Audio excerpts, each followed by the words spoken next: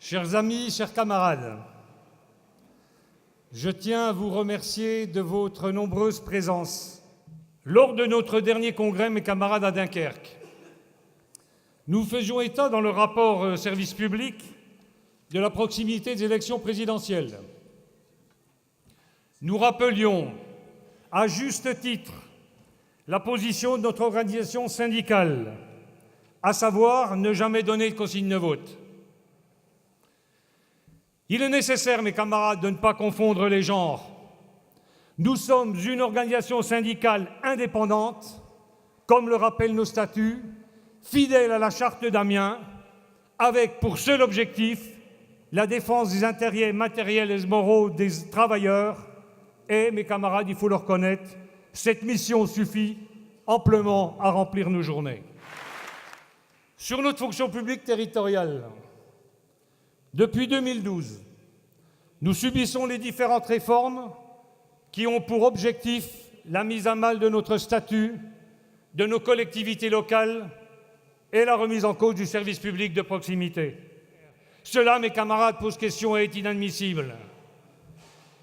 Les annonces du gouvernement concernant la baisse de la dotation globale de fonctionnement aux collectivités dans le cadre du programme de stabilité 2015 ne font qu'aggraver la situation des collectivités locales, du service public et de ses personnels. En effet, ce sont 30 milliards d'euros cumulés d'ici 2017 qui seront déduits de la dotation globale de fonctionnement pour les collectivités locales.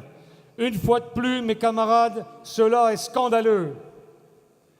Comme l'a dit Jean-Claude ce matin, on l'a dit aussi lors de la conférence de presse avec les médias, donc à midi, n'oublions pas que nos collectivités locales sont le premier investisseur public en France.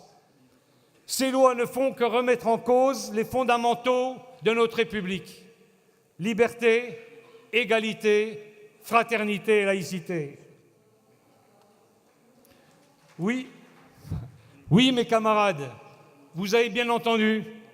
Et malheureusement, aujourd'hui, les récents événements tragiques nous prouvent que la course aux économies, la course au profit, la remise en cause du service public atteint des limites qui remettent en cause l'équilibre social et le devenir de notre société. Alors oui, mes camarades, pour toutes ces lois visant à détruire notre République, notre fonction publique, à réduire le service public, nous avons raison de continuer à marteler notre position fédérale, qui, je vous le rappelle, est conforme à la position confédérale. Nous refusons ces attaques sans précédent contre les fondamentaux de notre République et nous exigeons l'abrogation de ces lois scélérates.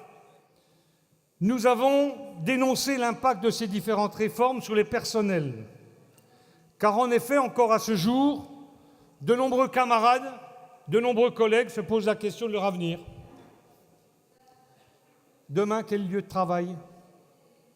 Demain, quel poste de travail? Demain, quel régime indemnitaire? Demain, quelle prestation sociale? Demain, quelle possibilité d'avancement? Tant de questions auxquelles nous n'avons pas, aujourd'hui, encore obtenu de réponse.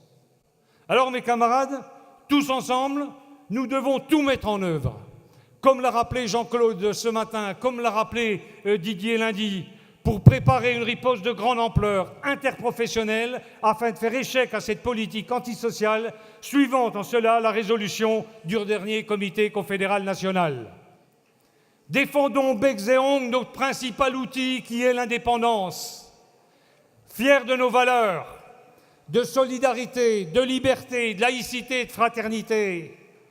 Alors, mes camarades, ce congrès, il doit être le congrès de l'espoir, mais aussi le congrès de la révolte.